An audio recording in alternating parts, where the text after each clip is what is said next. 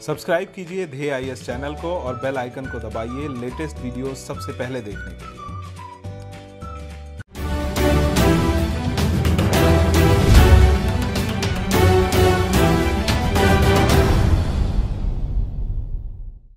नमस्कार, in focus कार्यक्रम में आप सभी का स्वागत है। इन फोकस कार्यक्रम में हमारा आज का विषय है विशेष विवाह अधिनियम 1954। आइए सबसे पहले जान लेते हैं यह विषय सुर्खियों में क्यों है। हाल ही में विशेष विवाह अधिनियम को लेकर दिल्ली हाई कोर्ट में एक याचिका दाखिल की गई। याचिकाकर्ता ने स्पेशल मैरिज एक्ट 1954 में बदलाव की मांग की है। याचिका में इस एक्ट के सेक्शन 6 और 7 को चुनौती देते हुए कहा गया है कि यह एक्ट संविधान के अनुच्छेद 14 यानी समानता के अधिकार और अनुच्छेद 21 यानी जीवन और व्यक्तिगत स्वतंत्रता के अधिकार का हनन करता है। साथ ही साल 1954 के मुकाबले अब संचार की नई तकनीक जैसे फोन, मोबाइल और मेल की सुविधा उपलब्ध है, जहाँ आप कुछ सेकंड में संदेश दे सकते हैं। तो ऐसे में इस कानून में मौजूद 30 दिन का पब्लिक नोटिस पीरियड काफी लंबा हो जाता है। इस मामले में हाई कोर्ट ने केंद्र सरकार और दिल्ली सरकार को नोटिस जारी किया है और 27 नवंबर तक जवाब मांगा है।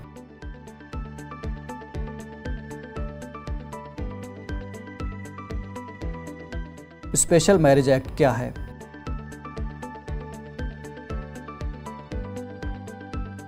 भारत में ज्यादातर शादियां हर धर्म के अपने कानून और पर्सनल लॉ के तहत होती है। इसके लिए पुरुष और महिला दोनों को एक ही धर्म का होना जरूरी होता है। लेकिन अगर दो अलग अलग धर्म के लोगों को आपस में शादी करनी हो तो उसके लिए स्पेशल मैरिज एक्ट बनाया गया है। स्पेशल मैरिज एक्ट के तहत अलग अलग धर्म के पुरुष और महिला बिना धर्म बदले कानूनन शादी कर सकते हैं।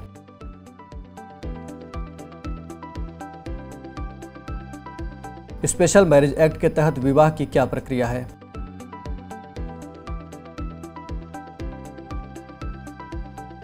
साधारण कोर्ट मैरिज में पुरुष और महिला अपने photo, address proof, ID proof और गवाह को साथ ले जाएं तो मैरिज सर्टिफिकेट उसी दिन मिल जाता है, जबकि स्पेशल मैरिज एक्ट में थोड़ा वक्त लगता है। दरअसल स्पेशल मैरिज एक्ट के एक प्रावधान के तहत पब्लिक नोटिस अनिवार्य है। इसमें आप शादी के लिए SDM को अर्जी देते हैं। इसमें आपको अपनी पूरी जानकारी, नाम, धर्म, उम्र आदि देनी होती है। फिर एक फॉर्म 2 होता है जिसमें आप जो भी जानकारी देते हैं उसे SDM के दफ्तर के बाहर 30 दिन तक लगाया जाता है, ताकि ये जाना जा सके कि किसी को कोई आपत्ति तो नहीं है। अगर किसी को कोई आपत्ति है तो वो उसे रजिस्टर करवाएं। इस नोटिस का मकसद ये है कि शादी करने वाला पुरुष या महिला कोई झूठ या फरेब के बल पर शादी ना कर पाए। अगर ऐसा कुछ हो तो 1 महीने में सच सामने आ जाए।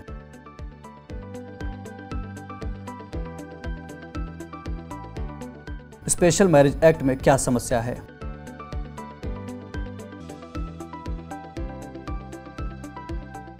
जब एक ही धर्म के लोग शादी करते हैं तो उनकी शादी एक ही दिन में हो जाती है। लेकिन अगर अलग अलग धर्म के लोग शादी करते हैं तो इसमें 30 दिन का समय लगता है। ऐसे में इस प्रावधान को शादी के इच्छुक जोड़ों की निजता के अधिकार का उल्लंघन और भेदभावपूर्ण माना जा रहा है। साथ ही जो जोड़ा शादी कर रहा होता है वो भावनात्मक, कई बार आर्थिक और परिवार की तरफ से संघर्ष भी कर रहा होता है। ऐसे में वे परिवार ही नहीं, अराजक तत्वों के निशाने पर भी आ जाते हैं, जहाँ उन पर अपने ही धर्म में शादी का दबाव डाला जाता है। इसके अलावा ये भी देखा गया है कि लड़की चाहे किसी भी समुदाय की हो, परेशानी सबसे ज्यादा उसे ही उठानी पड़ती है।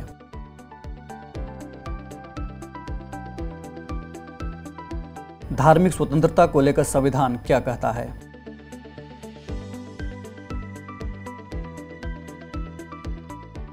भारतीय संविधान में लोगों को कुछ मौलिक अधिकार दिया गया है।